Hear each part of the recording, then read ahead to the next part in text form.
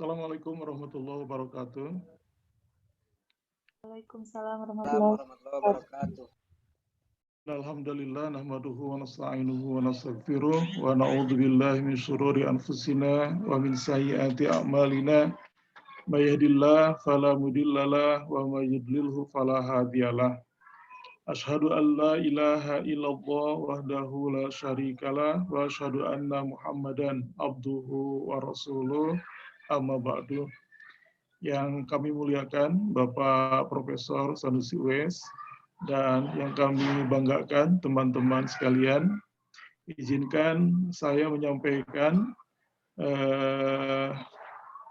proposal tentang manajemen peningkatan mutu berbasis sekolah pada Sekolah Dasar Islam Terpadu Insan Rahayu.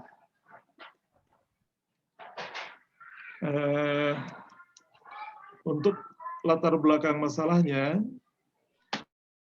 di antaranya adalah satu, model manajemen berbasis sekolah yang efektif untuk menutup pendidikan di sekolah dasar, rangka implementasi kan belum sesuai dengan diharapkan. Nah, ini berdasarkan hasil penelitian dari Sayekti ya. Kemudian yang kedua, pengembangan produk model manajemen berbasis sekolah yang efektif dilihat dari kesesuaian model dalam implementasinya oleh staf sekolah, sarana pendidikan yang tersedia, dan keampuhannya dalam rangka implementasi otonomi penyelenggaraan pendidikan belum dapat dilaksanakan di sekolah-sekolah. Kemudian yang ketiga, pelaksanaan proses pengembangan model manajemen berbasis sekolah yang efektif bagi sekolah dasar belum sepenuhnya berhasil sesuai apa yang diharapkan. Kemudian yang keempat, belum diketahuinya data tentang dampak, kelebihan, kelemahan, dan efektivitas model manajemen berbasis sekolah bagi sekolah dasar secara jelas. Yang kelima, pengembangan sekolah model yang mengembangkan sistem manajemen berbasis sekolah sebagai percontohan.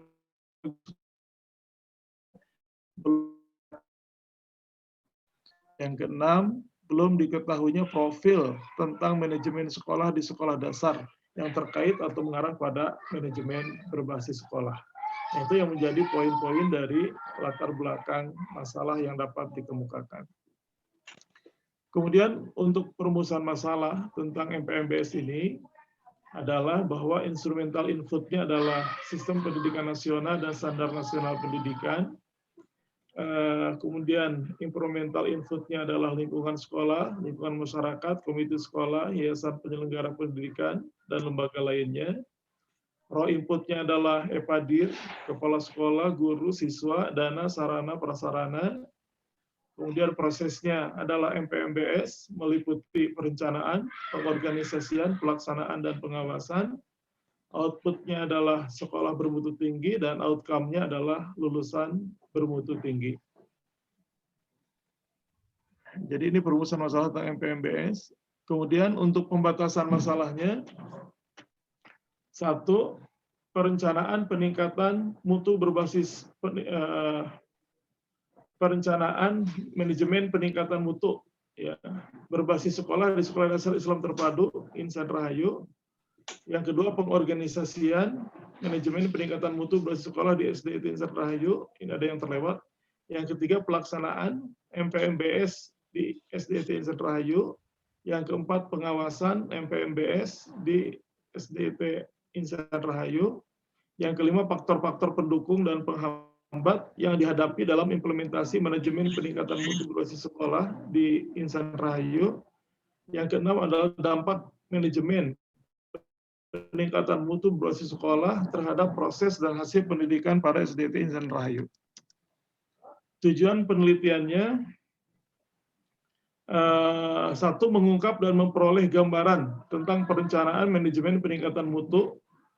Yang kedua, mengungkap dan memperoleh gambaran pengorganisasian peningkatan mutu, manajemen peningkatan mutu berbasis sekolah. Yang ketiga, mengungkap dan memperoleh gambaran pelaksanaan. Yang keempat, mengungkap dan memperoleh gambaran pengawasan manajemen peningkatan mutu. Yang kelima, mengungkap dan memperoleh gambaran faktor-faktor pendukung dan penghambat yang dihadapi dalam implementasi manajemen peningkatan mutu berbasis sekolah di SDIT Insan Rahayu. Dan yang terakhir adalah mengungkap dan memperoleh gambaran tentang dampak manajemen peningkatan mutu berbasis sekolah MPMBS terhadap proses dan hasil pendidikan di SDIT Insan Rahayu.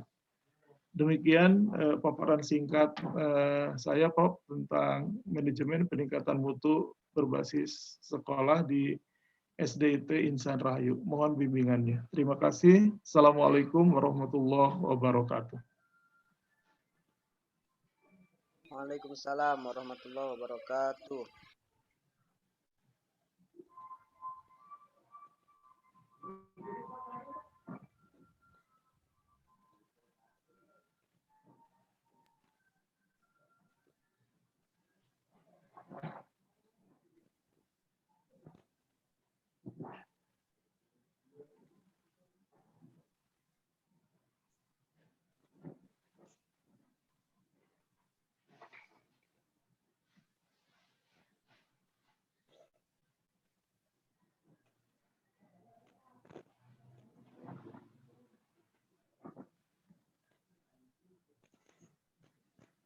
Oke, terus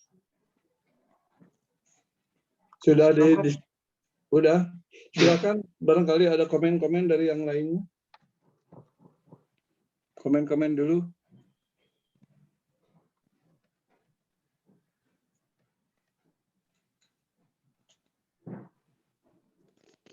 Saudara Rosalia Kanida yang jadi host, ada komen nggak?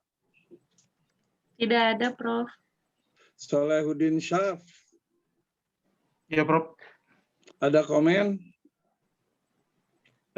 Ya, mohon bimbingan, Prof, berkaitan dengan proposal ini. Oh, Solehudin yang barusan, Ustadz Soleh. Iya, Pak. Trisna Manggala. Gimana Trisna Manggala? Ada komen? Nggak ada, Prof. Nggak ada. Yadi Suryadi. Mana Yadi Suryadi?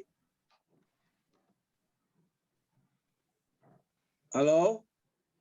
Nggak ada Yadi Suryadi. Sedang ke belakang kali ya. Cuma HP-nya aja yang hadir. Afifah Mutmainnah. Mana Afifah Mutmainnah? Rizky Mulya. Iin Nur. Ada Iin Nur? Ada. Ya, silakan. Ada komentar enggak? Belum. Oh, belum. Muhammad Yogi. Yogi, ada komentar Yogi? Ada, Prof. Jadi enggak ada komentar, mas sudah bagus satu semuanya. Coba dari bawah Yevi Ardianti.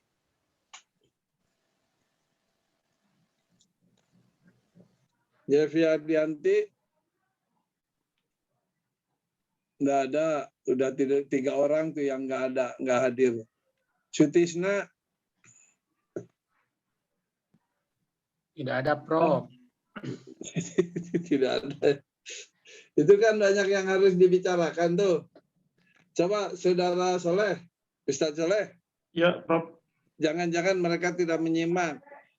Ini masalahnya aja dikemukakan pertanyaan penelitian. Ulangi.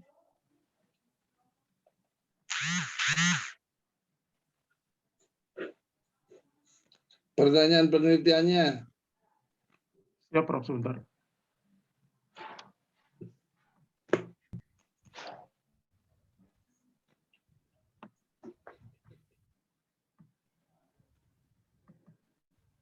Pembatasan masalahnya ini tentang perencanaan manajemen peningkatan mutu berbasis sekolah.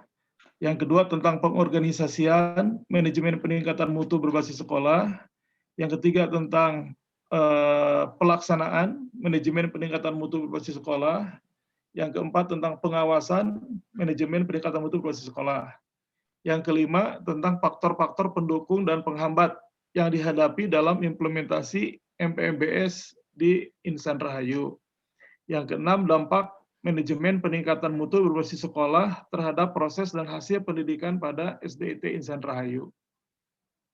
Nah, kemudian untuk tujuan penelitiannya, Eh, Ya ini sama lah pertanyaan kurang lebih. ada yang kurang ya Kalimatnya. Prof ya, pertanyaan penelitiannya. Iya. Ya, mohon maaf saya buka dulu. Ya.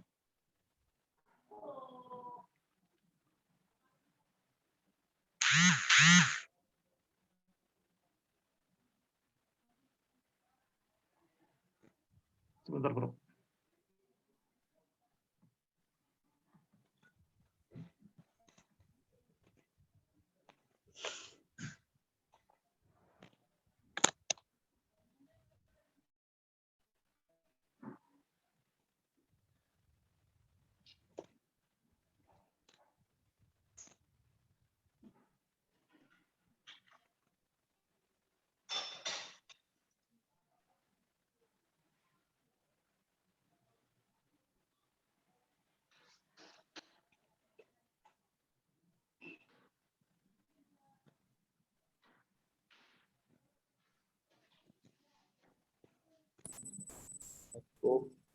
Prof, maaf tadi ada ini dulu.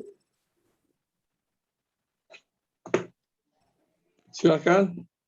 Ini Prof. Jadi ada, Udah tampil screenshot-nya. oh tidak tampil Prof. Ya, Sebentar Prof. ngegeblek saja.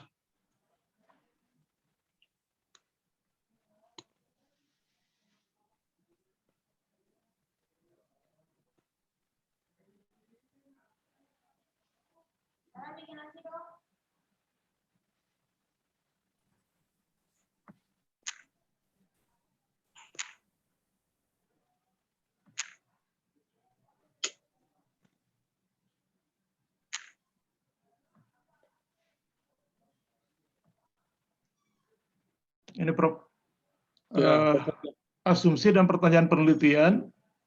Satu, asumsi penelitian A. Persepsi yang baik dari warga sekolah terhadap konsep manajemen peningkatan mutu berbasis sekolah akan sangat mempengaruhi komitmen terhadap implementasi program manajemen peningkatan mutu berbasis sekolah. B. Implementasi program manajemen peningkatan mutu berbasis sekolah akan berhasil apabila fungsi-fungsi manajemen dilaksanakan dengan baik. C. Dalam evaluasi implementasi program manajemen peningkatan mutu berbasis sekolah harus diketahui faktor pendukung dan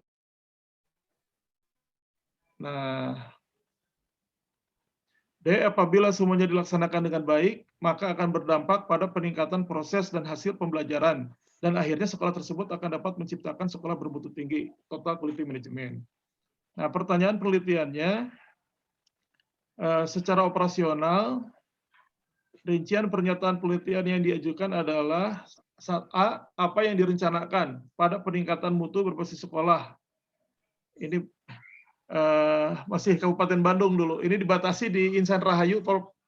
Ya, ya. Nah, apa yang diorganisasikan pada peningkatan mutu berbasis sekolah di Insan Rahayu, apa yang dilaksanakan pada peningkatan mutu berbasis sekolah di Insan Rahayu, apa yang diawasi pada peningkatan mutu di sekolah Insan Rahayu, E-nya adalah faktor pendukung dan penghambat, ya, apa yang dihadapi dalam implementasi MPMBS. Kemudian F-nya bagaimana dampak manajemen peningkatan mutu berbasis sekolah terhadap proses dan hasil pendidikan. Begitu. Oke. Itu Prof. Ini Ya. saya mau tanya lebih jauh. Yang ente maksud MBS itu apa? Mutu berbasis sekolah itu. Ya, jadi MPMBS itu adalah di mana sekolah itu memiliki otonomi di dalam mengelola lembaganya sendiri, begitu. Oke. School based management. Ya. Tapi ini kan ada bahasa manajemen peningkatan mutu. Yang dimaksud peningkatan mutu itu mutu apa? Yang mutu tadi kan outputnya itu Bu, mutu lulusan di itunya Prof. Jadi manajemen peningkatan mutu lulusan. Ya diantaranya itu. Jangan diantaranya yang Oh benar iya, aja. iya Ente betul mau Prof. kemana? Kan bisa mutu guru, mutu sarana prasarana, mutu pembelajaran, mutu lulusan. Ente yang dimaksud mutu mana itu? Mutu lulusan. Mutu lulusan, oke. Jadi manajemen peningkatan mutu lulusan, Ya, gitu Prof. ya. Dijelaskan aja mutu lulusan. Siap, Pak. Kalau mau si berbasis sekolahnya pindahkan saja jadi predikat manajemen. Manajemen berbasis sekolah dalam peningkatan mutu lulusan.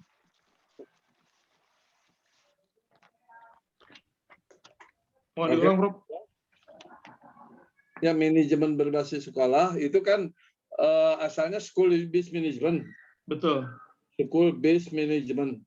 School based management itu manajemen berbasis sekolah kan? Ya, betul. Cuma khusus tentang lulusan, tentang mutu lulusan gitu kan ente. Mohon. Jadi udah aja dikembalikan kepada kepada prase awal MBS, manajemen berbasis sekolah. Manajemen berbasis sekolah dalam peningkatan mutu lulusan. Oke ya? Siap, Prof.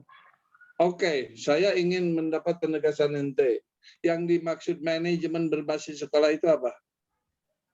School based management itu. What do you mean with school based management? Jadi manajemen berbasis sekolah itu adalah sekolah memiliki keleluasaan di dalam mengelola sendiri begitu, dalam meningkatkan mutu pendidikannya.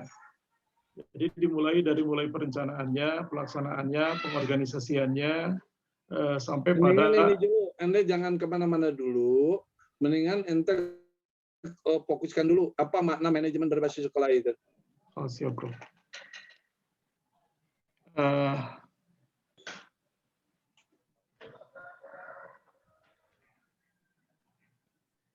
Yang dimaksud manajemen berbasis sekolah itu apa? Bro.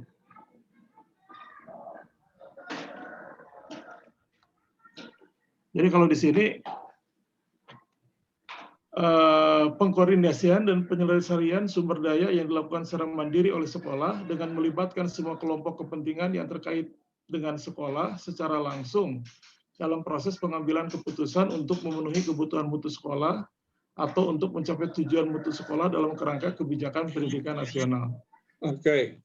Jadi kata kunci di situ apa kata kuncinya? Pengkoordinasian, penyerasian sumber daya yang dilakukan secara mandiri. Nah, itu. Yang kata kuncinya adalah kemandirian. Oke ya? Iya, kemandirian sekolah untuk melibatkan seluruh kelompok kepentingan yang terkait dengan sekolah. Oke ya? Itu pegang dulu tuh, kemandiriannya itu. School based management itu artinya kemandirian sekolah.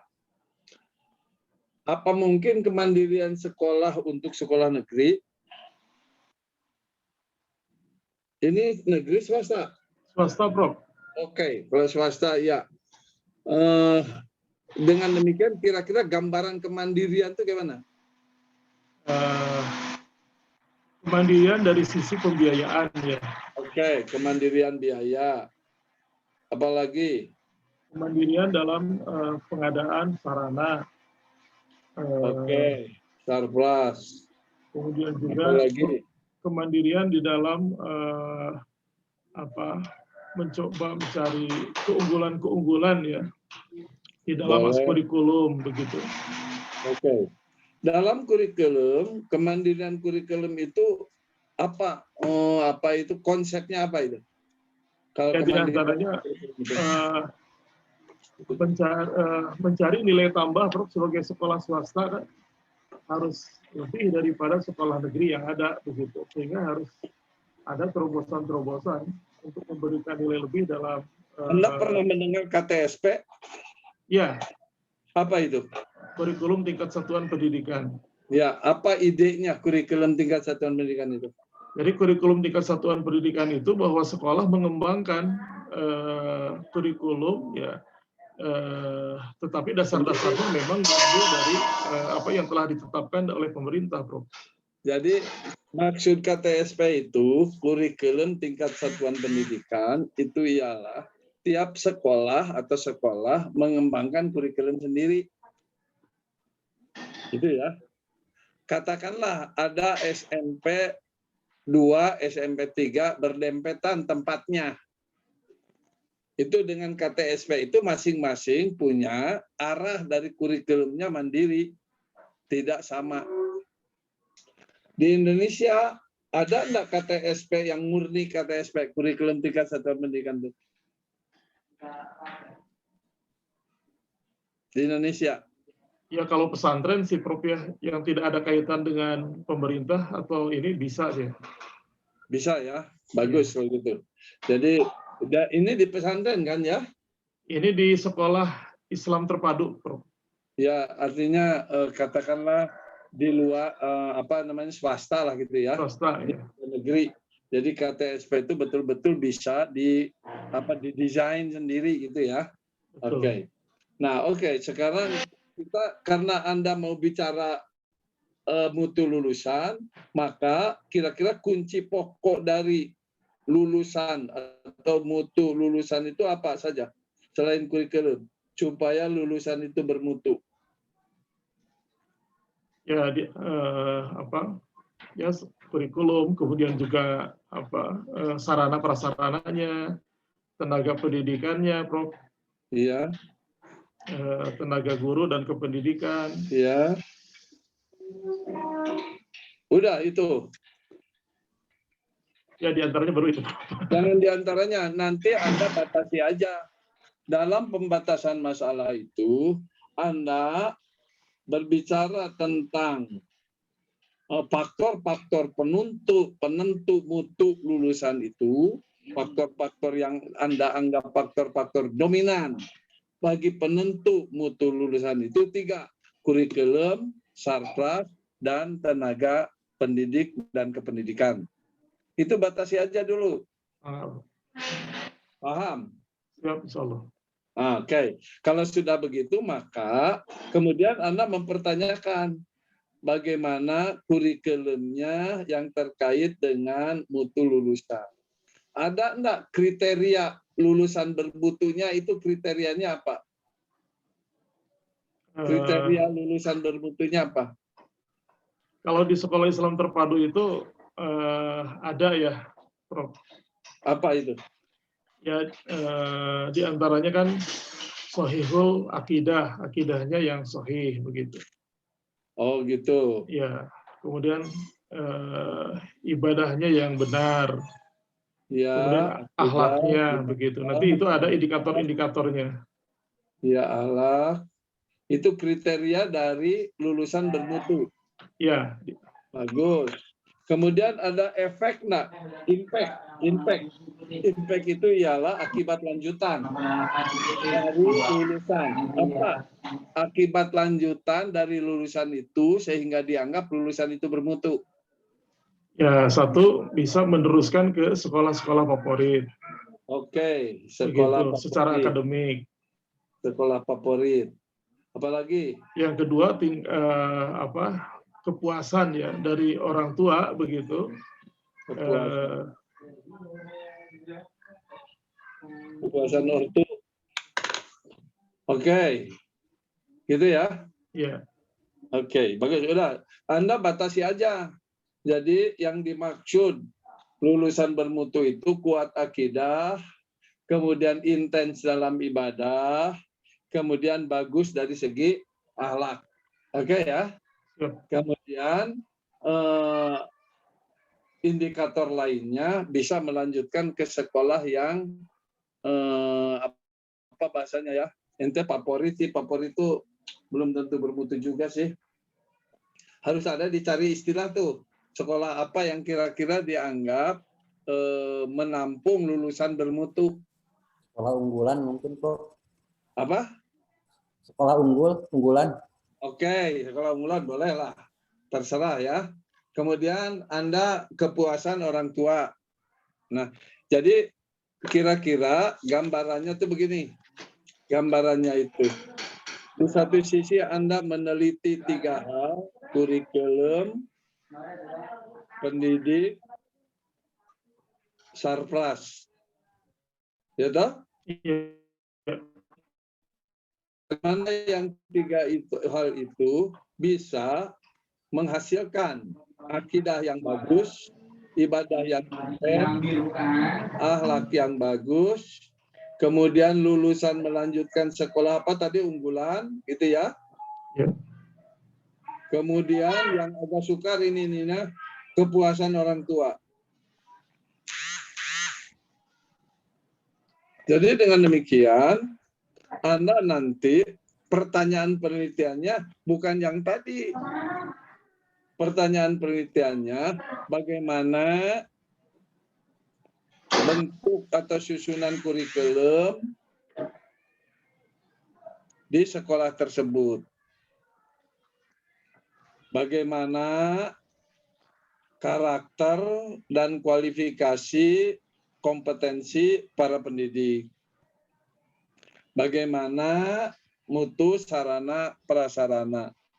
Ujungnya itu dipertanyakan itu untuk apakah dengan pertanyaan keberadaan si kurikulum pendidik dan sarpras itu bisa menghasilkan akidah yang bagus, ibadah yang anu atau tidak. Nah, jadi Anda ada dua ini. Ada dua pertanyaan pokok yang diurai. Bagaimana kurikulum, bagaimana pendidik, bagaimana sarpras.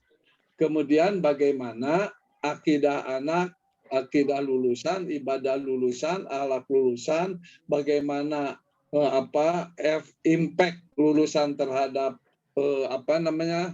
keberlanjutan lembaga pendidikan selanjutnya, serta bagaimana kepuasan orang tua. Nanti sesudah itu jelas bisa diketahui sejauh mana itu merupakan bagian dari hasil karena kurikulum. Itu artinya si kurikulumnya itu oleh Anda dipertanyakan bagaimana isi kurikulum itu yang terkait dengan akidah, dengan ibadah, dengan akhlak.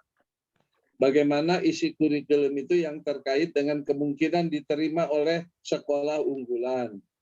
Bagaimana isi kurikulum itu yang terkait dengan kemungkinan kepuasan orang tua. Kemudian pendidik, bagaimana mutu pendidik itu sehingga si anak itu punya akidah kuat. Bagaimana mutu pendidik itu mengajar, bagaimana persiapan pengajarannya, bagaimana yang dilakukan si pendidik supaya akidah anak itu bagus. Dan seterusnya, kepada akidah, kepada ibadah, kepada akhlak. Kemudian bagaimana mutu si pendidik itu dalam mengajar sehingga si anak bisa melanjutkan ke sekolah unggulan. Begitu juga sarpras. Sejauh mana atau bagaimana sarpras itu memberikan fasilitas untuk akidah anak bagus. Kalau paling tidak kan ada masjid, ada Quran, ada dalam susunan sistem pembelajaran, ada rooster, dan seterusnya. Begitu juga terhadap ibadah, akhlak, dan seterusnya. Ini bisa sebetulnya ini penelitian ini bisa kual. Tapi kita kan bicaranya kual, ya toh? Jadi pertanyaannya tetap aja bagaimana kurikulum itu menghasilkan akidah, ibadah, akhlak yang bagus. Bagaimana kurikulum itu menghasilkan, mendorong atau memfasilitasi anak supaya bisa ke sekolah yang lebih bagus. Itu begitu juga pendidik, begitu juga sarana dan prasarana. Bisa dipahami enggak, Saudara Soleh? Alhamdulillah, Prof. Siap. Jadi pertanyaan penelitiannya digeser tatkala kita memahami tentang apa maksud Anda berkaitan dengan peningkatan mutu lulusan berbasis dari sisi manajemen berbasis sekolah itu. Dan langsung aja judulnya dirubah. Manajemen berbasis sekolah gitu ya, dalam menghasilkan lulusan yang bermutu. MBS dalam menghasilkan lulusan bermutu. Kemudian MBS-nya, manajemen berbasis sekolahnya, Anda batasi manajemen tentang kurikulum, manajemen tentang pendidik, manajemen tentang sarpras. Sebab kalau tidak dibatasi, yang harus dimanajemeni itu banyak. Ya toh? Iya. Jadi Anda batasi aja, itu pembatasan masalah. Kemudian mutu lulusan juga, itu batasi kepada kekuatan akidah, intensitas ibadah, mutu akhlak, serta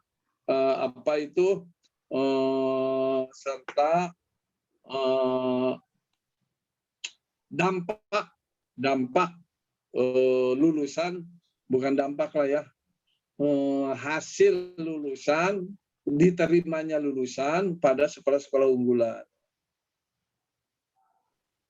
Dibatasi aja, sebab kalau tidak dibatasi, si mutu lulusan itu bisa mengembang kemana-mana.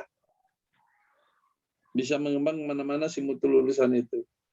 Bisa kepribadiannya, bisa segala macam. Udah aja dibatasi masalah akidah. Nah, Anda harus membuat kriteria akidah yang bagus itu apa?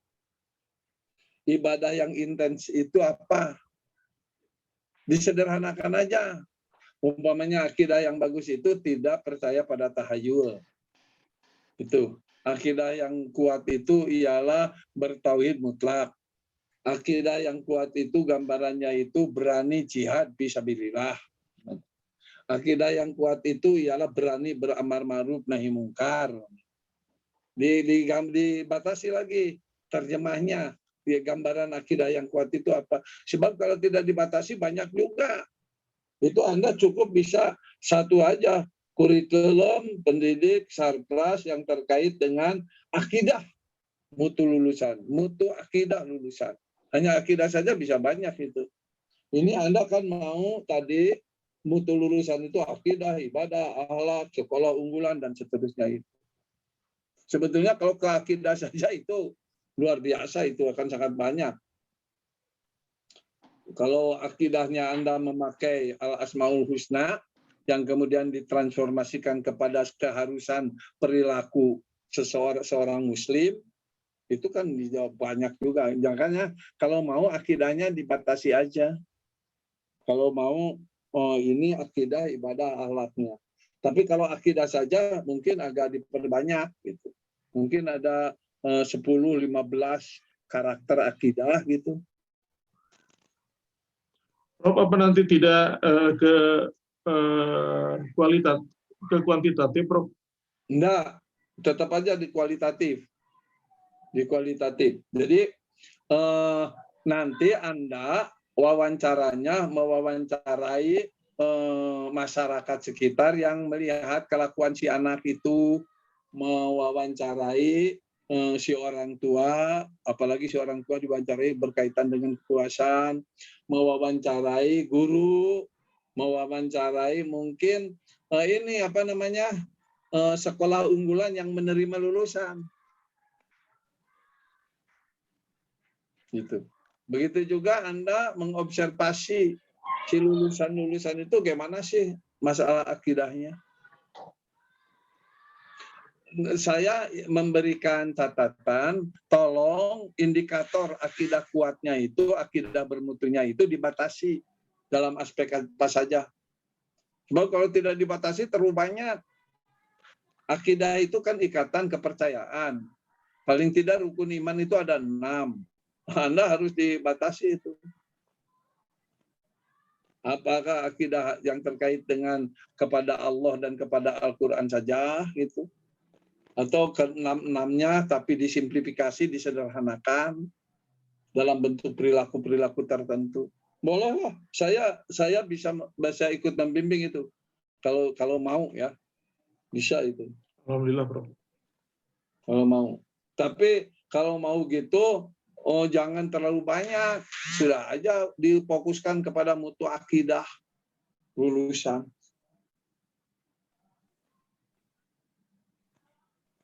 Sebab kalau ditambahkan mutu akidah, mutu ibadah, mutu akhlak, jadi ini sekali apa tuh? Mungkin terlalu banyak. Banyak, walaupun itu bisa ya. Anda bisa lebih dari 200 halaman itu. Menggambarkan realitas ini, realitas sasaran penelitian. Mendeskripsikan sasaran penelitian bisa sangat banyak.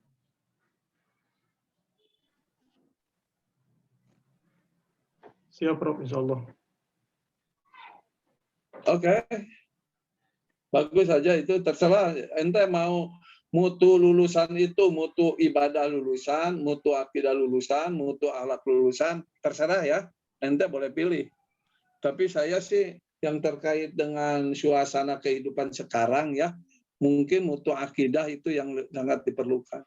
Sebab kalau akidahnya kuat, ibadahnya akan bagus, akhlaknya akan bagus. Kalau akidah kuat. Sebaliknya kalau akidahnya tidak kuat, bisa jadi ibadahnya tidak bagus, akhlaknya tidak bagus.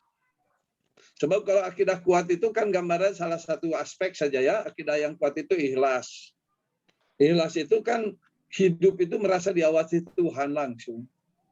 Kalau hidup merasa diawasi oleh Tuhan langsung, maka tentu hubungan sosial, kemudian intensitas peribadatan, dia akan bagus. Modal utama keberagaman seseorang itu kan akidah. Dan Anda bisa argumentasikan mengapa memilih akidah umpamanya. Anda bisa didalili dengan realitas Nabi, kemudian perjuangan Rasulullah, kemudian keberhasilan dakwah Islam, itu semuanya didalili di backup oleh akidah. Karena itu sangat salah sekali kalau ada tokoh Islam di Indonesia yang menyatakan tidak perlu banyak mempelajari akidah. Itu saya kira pernyataan sesat. Mengapa saya katakan pernyataan sesat? Sebab datangnya Islam ke Indonesia itu oleh mubalik-mubalik, oleh dai-dai yang sama sekali tidak ada kaitan dengan harta, dengan kekayaan, dengan apa saja, tidak ada kaitan dengan hadiah dunia. Mereka berani berdakwah dari Mekah, dari Madinah, dari Saudi Arabia sampai menjelajah ke Indonesia, ada yang ke Cina, ada yang ke Turki, ada yang kemana-mana. Itu lantaran akidah mereka kuat. Apalagi tatkala itu hanya diperintah oleh Rasul. Kamu harus dakwah ke sebelah sana, kamu harus dakwah terus datang. Itulah kalau tidak ada akidah yang kuat, nggak bisa itu. Kalau tidak ada akidah yang kuat pada mubalik, dai-dai zaman Rasul itu, saya kira Islam belum tentu datang ke Indonesia. Itu karena akidah kuat. Oke? Siap, Prof. Siapa lagi yang akan bicara? Ini coba saya mau tanya. Kotrun nada, mana kotrun nada? Ada pertanyaan Anda, Kotrun, ada terkait dengan apa yang saya terangkan terhadap Ustadz Saleh ini? Mana ada Anda orangnya, Kotrun, ada? Tuh, ternyata tidak ada ya orangnya. Yang ada itu HP-nya aja ini. Sutisna, mana Pak Ustadz Sutisna? Ada nggak Ustadz Sutisna? Iya. Dengan apa yang saya terangkan barusan terhadap Ustadz Saleh, apakah Anda ada pertanyaan, sanggahan, keterangan, tambahan, atau apa kritik atau apa gitu, silakan. Tidak ada, Prof. Nggak ada. Iya, ya udah. Prof, Nggak. boleh Riana? Boleh, siapa? Riana, tapi mohon maaf tidak on cam. Ya, silakan. Ya. Tadi ya sekalian mau bertanya juga gitu. Kan Iya. sering kita bahas untuk di kualitatif ini kalau bisa agak spesifikkan gitu ya, agar dalam gitu kan pembahasannya, penemuannya. Ya. Ya, untuk Pak Ustadz Saleh itu kalaulah disarankan tentang, kan biasanya kalau untuk peningkatan mutu pendidikan itu biasanya mencakup keseluruhan gitu ya. Iya. Mencakup keseluruhan dari 8 standar pendidikan nasional. Kalau yang dari pemerintah Indonesia 8 SMP, standar nasional pendidikan. Nah, kalaupun misalkan diarahkan pada mau apanya kan kata profesor tadi mau ke apanya gitu kan mutunya teh gitu. Kata Ustadz Soleh ke kelulusannya lulusan dari di sekolah. Nah, itu hubungan dengan lulusan itu apa saja? Tentu semua standar itu kan berhubungan gitu. Tapi yang tadi yang digaris bawahi itu hanya kurikulum gitu dan kurikulum itu kan masuknya ke standar isi gitu. Nah, apakah tentu yang mendukung si peningkatan mutu lulusan itu yang lebih dominan itu adalah dari standar isi dan standar prosesnya. Standar isi dari kurikulumnya, standar proses itu dari gimana sih si guru punya jurus-jurus tertentu saat mengajar gitu kan ya. Sederhananya gitu. Nah, apakah kan keterkaitan si kurikulumnya itu gitu harus dicantumkan juga nggak di judul penelitian kita gitu. Kayak gitu. Itu pertanyaannya mungkin ya. Kan tadi memang agak dibahas kurikulumnya gimana, kan gitu. Nah, terus kemudian tadi kalaulah misalkan kita kalau untuk penelitian tesis kan bagaimana sumbangsi atau kontribusinya gitu ya. Misalkan untuk sekolah yang kita teliti. Nah, mungkin yang agak Riana ingin menanggapi itu, kalaulah misalkan kita memberi saran di wilayah itu ya, lulusannya itu harus mutunya itu yang tadi tentang apa sih? Tauhid, kayak gitulah. Akidah yang gitu. Nah, apakah boleh gitu? Kan biasanya kalau standar lulusan itu biasanya kita mengacunya ke si sekolah itu teh visi misinya apa? Kalau visi misinya si lulusan itu tercapai visi misi sekolahnya, berarti itu sukses kan gitu ya? Sudah? Ya, nah itu paling Prof. Jadi begini, bahwasanya kita mau meneliti tentang bagaimana manajemen berbasis sekolah itu bisa menghasilkan lulusan yang bermutu. Nah, kemudian lulusan yang bermutu itu bermutu dari segi apanya? Apakah mau berbicara bermutu dari segi seluruh aspek-aspek hasil dari pendidikan? Katakanlah aspek hasil pendidikan itu kalau pakai si Bloom, kognitif, afektif, psikomotorik namanya. Apakah kita akan meneliti seluruh aspek-aspek kognitif, afektif, psikomotorik sebagai sebagai gambaran dari lulusan bermutu dari sekolah itu, atau kita hanya mengambil satu aspek saja, sebut saja aspeknya di situ aspek afektif yang terkait dengan akidah. Malah kalau akidah itu sebetulnya kognitif afektif ya, kognitif afektif gabungannya ya dengan psikomotorik juga sih, sebab ada keterampilan berpikir dan macam-macamnya itu. Tidak hanya keterampilan teknis, tapi keterampilan berlogika. Nah, kita bisa menjuruskan kepada salah satu bagian, tergantung kemampuan kita menjelajah sasaran penelitian.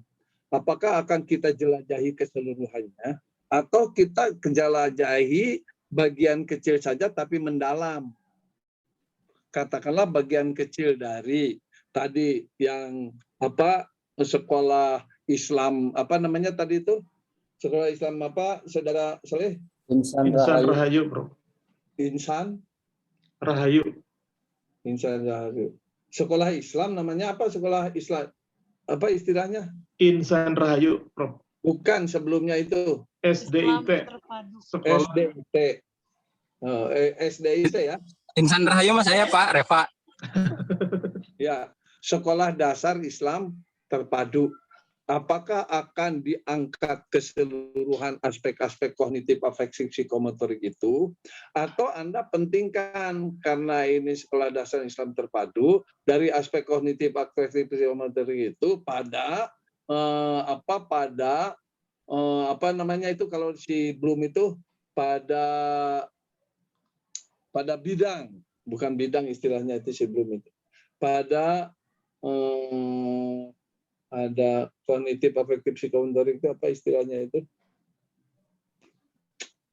Itu sudah disebut. Ya oke lah, pada bidang akidah atau pada bidang mana? Nah itu kita batasi aja.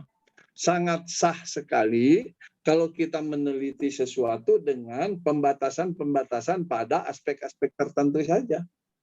Malahan akan ditertawakan orang kalau kita memakai term yang umum dengan pengertian yang umum dan kemudian tidak ada deskripsi yang mendalam tentang diksi atau term yang umum itu. Itu Saudara Riana, gitu ya. Kemudian yang 8 standar nasional mutu pendidikan itu pada kelembagaan, bukan pada karakter lulusan. Jadi standar nasional mutu pendidikan itu dilihat dari mutu kurikulumnya, mutu sarana prasarananya, mutu pendidiknya, mutu yang 8 itu termasuk pembiayaan, pengelolaan, evaluasi, proses pendidikan dan seterusnya. Itu dilihat dari faktor-faktor yang ada pada lembaga. Sekarang faktor-faktor yang ada pada lembaganya dibatasi, tidak semuanya. Saudara Soleh tadi katanya mau membatasi kepada 3 hal saja. Itu kurikulum, pendidik, dan sarana prasarana. Bagaimana si yayasan menyediakan kurikulum, pendidik, dan sarana prasarana supaya si lulusannya itu punya akidah yang kuat? Itu pertanyaan besarnya. Maka mau diteliti sejauh mana si yayasan itu atau si lembaga pendidikan itu menyiapkan kurikulum supaya mutu lulusan berakidah kuat. Bagaimana si yayasan itu menyiapkan guru-guru, para pendidik, dan atau malah ditambah tenaga kependidikan, boleh silakan aja, supaya lulusan itu punya mutu akidah yang kuat. Kemudian bagaimana sarana prasarananya supaya mutu lulusannya itu betul-betul punya akidah yang kuat, yang bermutu gitu. Nah itu idenya. Bisa dipahami enggak Saudara Soleh, semakin jelas enggak atau semakin kaur? Siap Prof, nanti diperdalam kembali. Iya.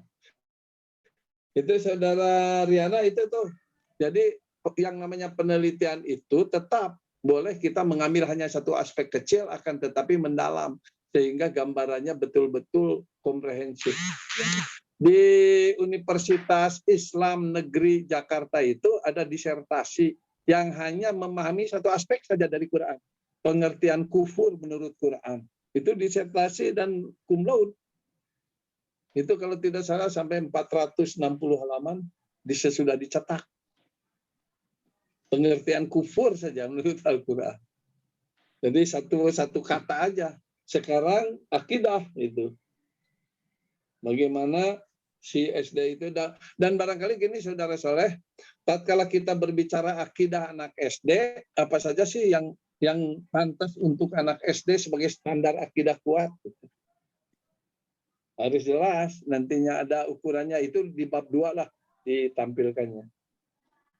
Kalau ini kan bukan berbicara substansi akidahnya, akan tetapi berbicara manajemen supaya berakidah kuat kan itu. Oke, siapa lagi? Boleh. Oke, siapa lagi? Boleh menyambung, Prof? Oh, boleh. Prof. Ya, jadi Prof. Silakan. Ya, tadi saya sedikit menarik mengenai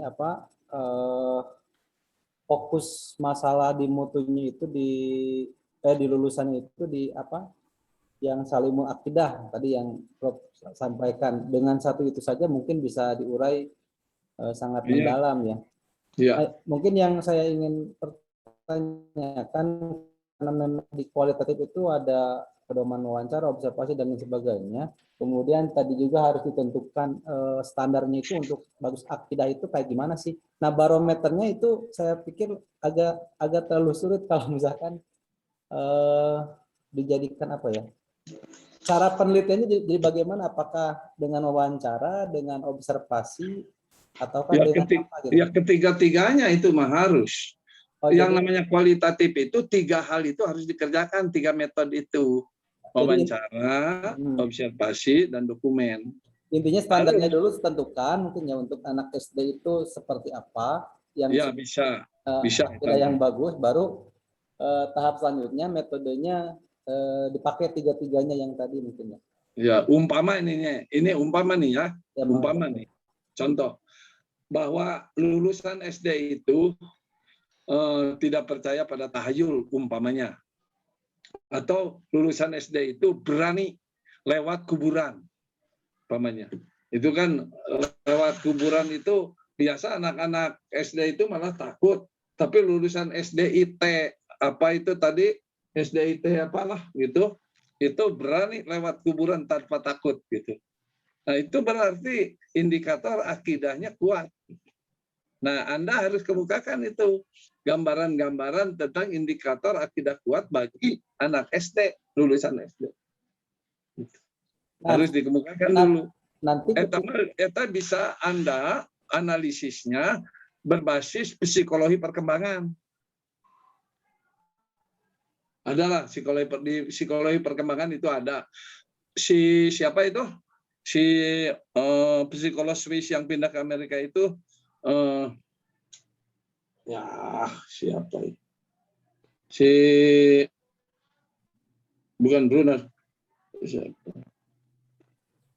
Nah, itu untuk memperoleh datanya, Prof, apakah di sampling atau bagaimana nantinya, Prof? Untuk bisa kalau bahwa kualitatif tidak ada sampel. Jadi kualitatif itu yang ada itu adalah sasaran penelitian yang kira-kira representatif, mewakili. Jadi representatif niche, bukan sampel niche. Kalau sampel kan berbasis apa itu persentase dari jumlah populasi ya, dengan karakter-karakter yang mewakili. ya. Kalau kualitatif bukan. Kualitatif itu orientasinya kepada orang yang representatif menguasai masalah. Oh, jadi memang definisi representatif itu juga mungkin harus diuji keabsahannya mungkin ya. Biasanya gini. Yang menjadi sumber data. Betul, yang jadi sumber data itu dipilih, dan itu dipilihnya bisa Anda berbicara dengan kepala sekolah, dengan guru-guru, siapa pantasnya orang tua yang bisa mewakili untuk mendeskripsikan akidah anak lulusan di sini. Oh, dan itu bisa dijadikan landasan kita dalam meneliti hal itu ya, kesimpulan akhirnya. Dalam apa itu memilih sasaran yang akan dijadikan sumber data. Siap, Prof. Makasih, Prof. Oke, apalagi silakan. Ini berapa orang lagi yang belum presentasi? 2 orang lagi, Prof. 2 orang lagi. Mau Kamis yang akan datang, mau sekarang? Enggak, kalau sampai akhir masih ada, Prof. Beberapa orang lagi. Aja, Prof. Oh, hari ini 2 orang lagi? Ya, untuk hari ini saja. Betul, Prof. Ya, silakan atuh. Silakan, Pak Trisna.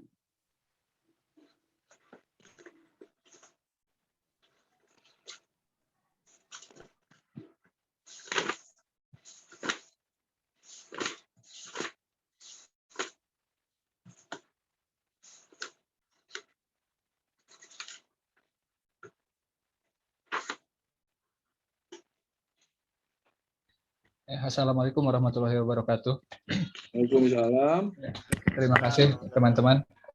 Terima kasih Bu Aca, terima kasih Profesor yang sudah memberikan waktunya. Di sini saya akan menyampaikan proposal yang sedang saya kerjakan. Mungkin dari awal pendaftaran S2 juga emang sudah menggunakan proposal ini yang berjudul Implementasi Teknologi Informasi dan Komunikasi serta kebijakan pemerintah terhadap kegiatan belajar mengajar. Waduh, panjang ting kumaha implementasi. Nah, Teknologi, saya catat ini. ya, implementasi teknologi informasi dan komunikasi, Ya, TIK. ya, TIK, Terus, serta kebijakan pemerintah serta kebijakan pemerintah terhadap kegiatan belajar mengajar. terhadap kebijakan pemerintah Terhadap kegiatan belajar mengajar, Prof. terhadap di dalamnya. Oh, dalam ya terhadap ini, Prof. Kebijakan pemerintah dalam apa tadi proses pengajaran. Implementasi teknologi informasi dan komunikasi serta kebijakan pemerintah terhadap kegiatan belajar mengajar. Kegiatan pembelajarannya sekarang. Oh ya. Sebentar. Implementasi teknologi informasi dan komunikasi serta kebijakan pemerintah. Mengapa tidak dibalik aja? Oh, dibalik. Jadi kebijakan pemerintahnya di depan, Prof. Kebijakan pemerintah dalam itu kan mengimplementasikan teknologi informasi dan komunikasi pada kegiatan pembelajaran. Siap. Jadi ente studinya studi kebijakan. Iya. Kebijakan pemerintah dalam implementasi teknologi informasi dan komunikasi memakai dalam deh ya lah kegiatan pembelajaran. Kebijakan pemerintah pakai tentang kudunan awalnya kebijakan implementasi tentang implementasi teknologi informasi dan komunikasi dalam kegiatan pembelajaran. Siap. Saya kira itu tuh. Jadi kebijakan dulu, kebijakan pemerintah. Ini siap, studi kebijakan. Iya. Kalau studi kebijakan, yang di studi itu apa? Apa, Pak? Kalau studi kebijakan, ya. Yang jadi sasaran studinya itu apa? Kebijakan-kebijakan yang dikeluarkan oleh pemerintah. Apa? Contohnya, Prof. Contohnya penerapan KMA 183 dan 184 untuk di madrasah mungkin. Ya. Kalau studi kebijakan, sasaran penelitiannya undang-undang, gitu tuh. Oh gitu iya, iya. Ya. Kemudian peraturan menteri, keputusan menteri, gitu ya. Iya. Keputusan siap, ya. dirjen, gitu. Iya, iya. Sampai kepada keputusan kepala sekolah, Teteh. Iya. Kalau seandainya sekolahnya sekolah negeri. Kalau sekolah swasta terbatas sampai kepada keputusan dinas. Ya toh? Ya. Sebab Anda kan mau meneliti kebijakan pemerintah. Iya. Kalau meneliti kebijakan pemerintah itu tentang implementasi. Tapi nanti akan ada diteliti juga sejauh mana kebijakan itu diterap laksanakan di sekolah.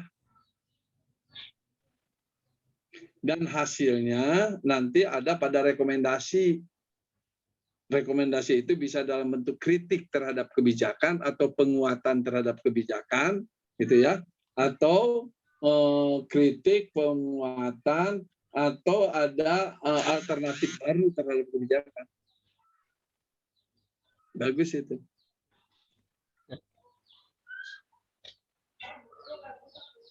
Lanjut ya, Prof. Ya. Lanjut ke latar belakang. Oh ya, silakan.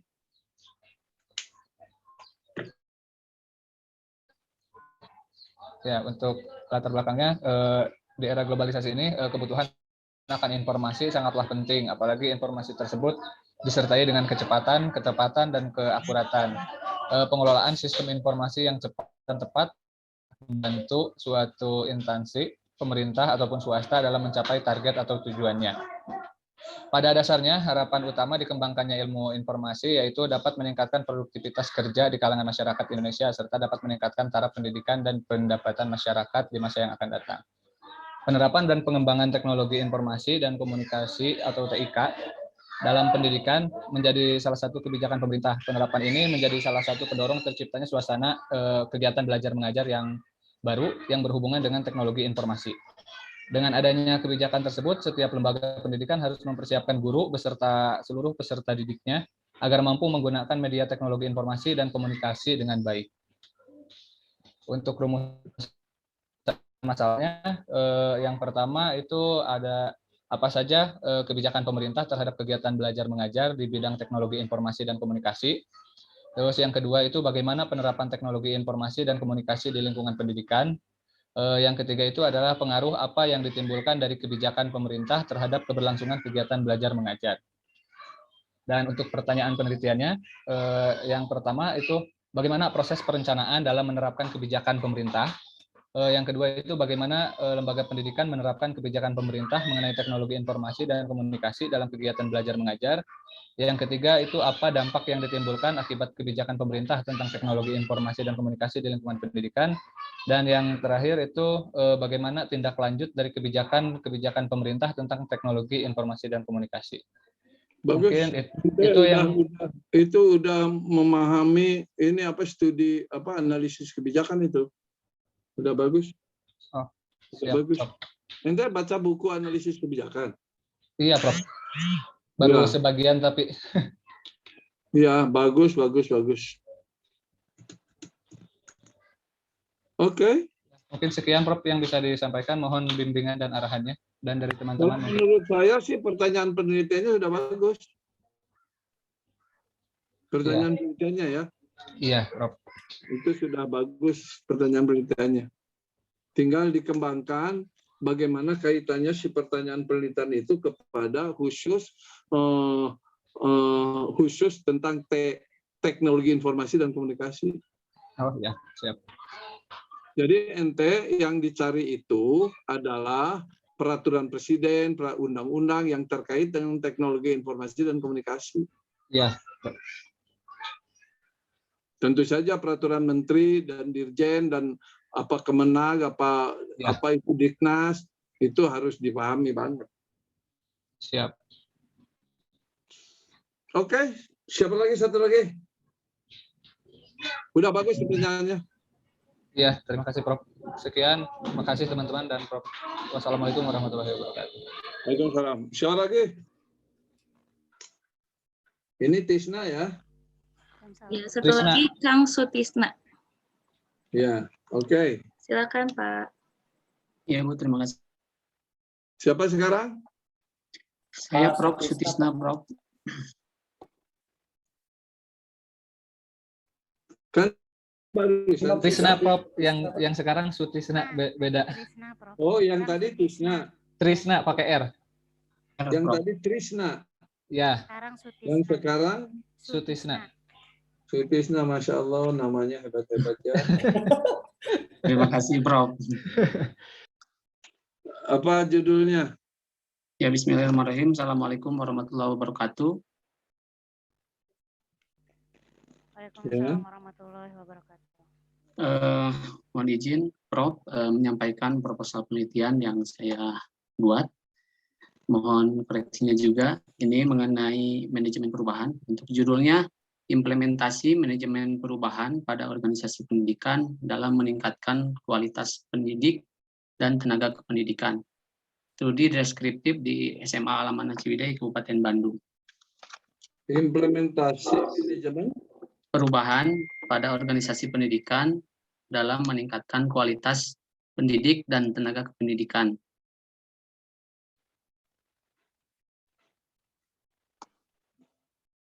Kualitas pendidik dan tenaga pendidikan ya? Ya, iya Prof.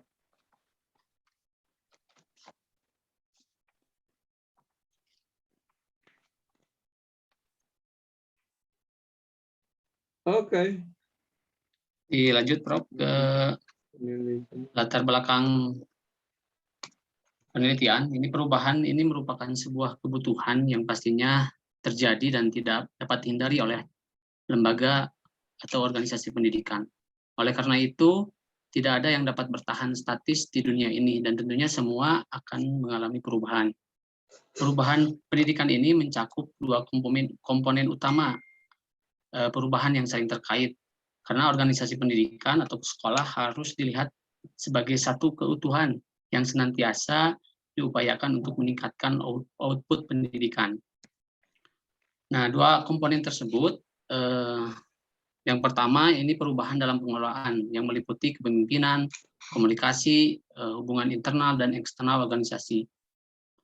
Kemudian yang kedua, perubahan dalam sekolah untuk mendukung terwujudnya perubahan meliputi tim manajemen, kemudian peran guru, para staf, pendukung operasional, metodologi perbaikan berkelanjutan, rancang bangun kurikulum, serta monitoring terhadap kemajuan siswa dan program penilaian. Pada penelitian ini saya mengambil difokuskan kepada pendidik ya, tenaga pendidik dan tenaga pendidikan dalam rangka meningkatkan kualitasnya. Itu, Nah, ini itu ya, pendidik dan tenaga kependidikan. Ya, difokuskan ke dalam peningkatan kualitas pendidik dan tenaga pendidikan manajemen perubahan. Nah, SMA Amanah telah melakukan beberapa transformasi organisasi sekolah, tentunya untuk menciptakan sekolah yang mampu berdaya saing dengan sekolah yang lainnya, yaitu salah satunya melakukan perubahan dalam upaya peningkatan kualitas pendidik dan tenaga pendidikan. Itu. Nah, untuk rumusan masalahnya, ini yang pertama, karena ini berkaitan dengan teori yang saya ambil dalam kerangka konseptual atau kerangka berpikir, ini sesuai yang disampaikan dalam bukunya Pak Dr. Rusdiana, ada beberapa tahapan dalam manajemen perubahan yang bisa dilakukan. Yang pertama, tahap identifikasi perubahan. Kemudian tahap perencanaan perubahan. Yang ketiga, tahap implementasi perubahan, dan tahap evaluasi perubahan. Ini dikaitkan dengan rumusan masalah yang nanti akan dijadikan pertanyaan penelitian. Yang pertama, bagaimana identifikasi perubahan pada organisasi pendidikan dalam meningkatkan kualitas pendidik dan tenaga pendidikan di SMA Al-Amanah Ciwidey. Kemudian yang kedua, bagaimana perencanaan perubahan organisasi pendidikan dalam meningkatkan kualitas pendidik dan tenaga pendidikan. Kemudian yang ketiga, bagaimana implementasi perubahan organisasi pendidikan dalam meningkatkan kualitas PTK di SMA Al-Amanah Ciwidey. Kemudian yang keempat, bagaimana evaluasi perubahan organisasi pendidikan dalam meningkatkan kualitas pendidik dan tenaga kependidikan. Itu saja mungkin, Prof, mengenai proposal penelitian sampai ke dalam. Anda baca buku apa istilah ini perubahan? Ini yang di Bapak Dr. Rusdiana mengenai pengembangan organisasi lembaga pendidikan, Prof. Sebab kalau di terminologi umum, istilahnya, alhamdulillah, istilahnya bukan perubahan. Oh iya, Prof. Istilahnya itu pengembangan, development. Oh iya. Organizational development. Tatkala ada istilah perubahan, saya juga agak ini ya. Tapi nggak tahu istilah bahasa Inggrisnya apa perubahan itu. Changing atau moving atau apa? Ini change, Prof. Change. Biasanya kalau dalam teori-teori organisasi itu dikenalnya bukan change, tapi development. Development. Oh iya. Organizational development. Jadi pengembangan organisasi. Oh iya, siap, Prof. Terima Coba kasih. dicek lagi ya, itu terminologinya. Oh iya, siap. Terminologinya itu. Jadi bahwa yang pertama Anda identifikasi perubahan, barangkali identifikasi masalah yang dihadapi oleh institusi. Iya, Prof. Ini supaya mudah diadaptasi aja oleh pengertian orang-orang yang biasa berbicara tentang teori organisasi. Teori organisasi. Ya, terima kasih, Prof, untuk masukannya. Ya. Nah, kemudian Anda akan memfokuskan pengembangan-pengembangan itu pengembangan yang terkait pendidik dan terkait pendidikan. Ya, Iya, Prof. Iya, Prof. Nah, Anda kemukakan nanti aspek-aspek apa saja yang dikembangkan pada tenaga pendidik dan kependidikan itu. Jangan lupa ya, pengembangan Siap, Prof. tenaga pendidik dan kependidikan itu bukan hanya terkait dengan kompetensi, Oh iya, Prof. tetapi harus terkait dengan kesejahteraan. Itu kalau berbicara tentang pengembangan organisasi. Sebab tidak mungkin personal itu bisa berkembang maksimal tanpa kesejahteraannya itu dibarengi dengan pengembangan kesejahteraan.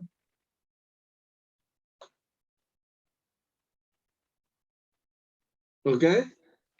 Oke, Prof. Terima kasih, Prof. Masukannya. Ya udah, kalau seandainya Anda ada pertanyaan, mah kita tutup aja. Tapi kalau ada pertanyaan, silakan. Ya. Ya, tadi yang Kang Krisna kan proposalnya tentang kebijakan ya yang di Iya. Analisis itu kebijakan. kalau misalkan meneliti tentang kebijakan itu indikatornya seperti apa ya, Prof? Jadi gini, analisis kebijakan itu berbicara dua hal. Pertama, mengkritisi kebijakan yang sudah lahir, yang sudah ada. Kedua, bagaimana hasil kritikan terhadap kebijakan yang sudah ada itu dijadikan saran untuk membuat kebijakan baru. Itu penelitian analisis kebijakan itu arahnya ke sana, kepada dua hal. Satu, mengkritisi kebijakan yang sudah ada. Dua, merekomendasikan perubahan kebijakan itu. Oke? Oke, Prof. Jadi kalau misalkan ada kebijakan terbaru, berarti harus matok juga ke kebijakan itu gitu, Prof? Harus dikuasai, harus ditelaah.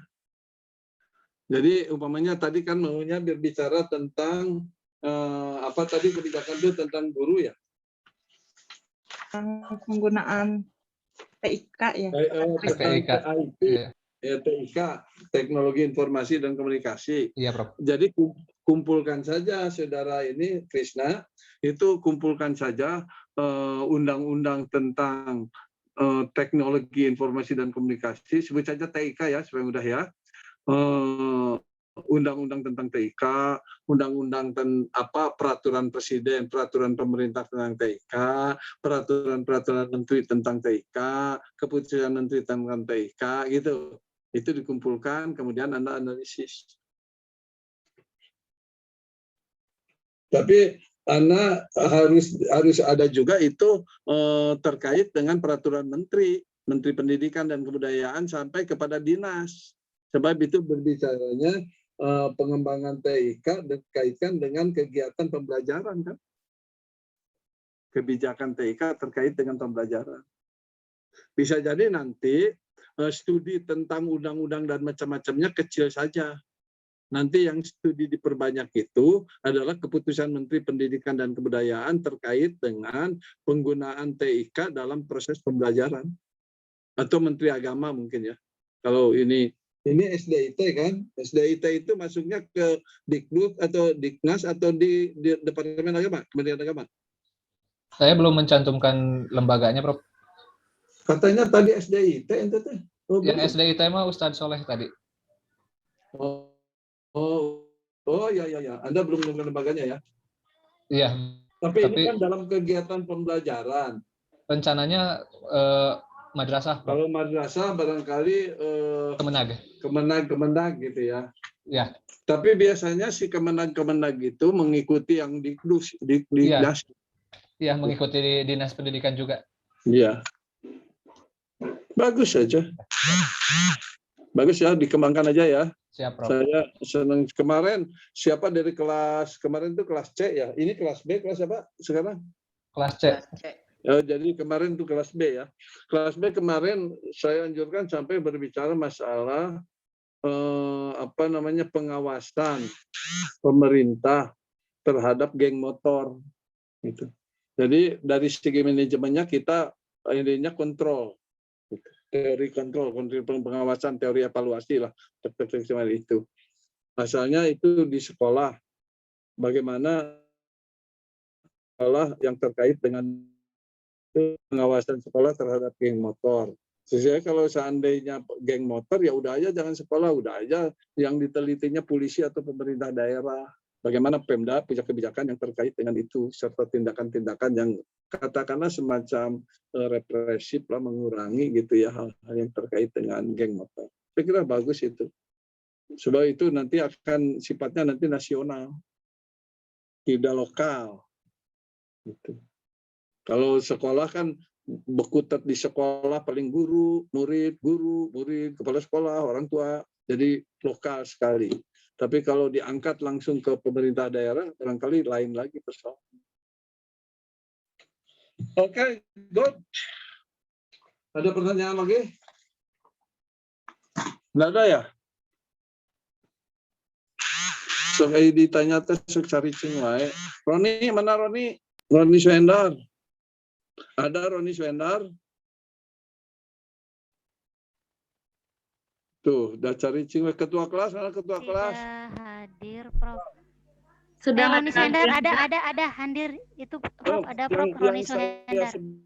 Yang saya sebut itu karena ada di partisipan itu. Ya, saya juga tadi di awal Prof, maaf lagi apa? Bayar honor pegawai hari Kamis, Prof. TW, Prof. Mohon maaf. Tadi teh kan hari Kamis, udah jam 4 bayar honor pegawai ini bangunan. Masya Allah. Ente memang jadi pemborong. Enggak kan lagi bangun di Luar sekolah. biasa ente. Lagi bangun di sekolah. Pembangunan Prof. masjid, Prof. Iya. Ya udah bangunkan itu pesantren saya borongkan aja sama ente. Insya Allah. Mangga, Prof. Sok ente bangun biaya TNT saya mana. Ana juga masih ini. Oke, ya itu bercanda aja lah. Oke ya. Kalau tidak ada lagi pertanyaan kita tutup ya. Ya, Prof. Ya, subhanallah wa bihamdika asyhadu an la ilaha illa anta astaghfiruka wa atubu ilaik.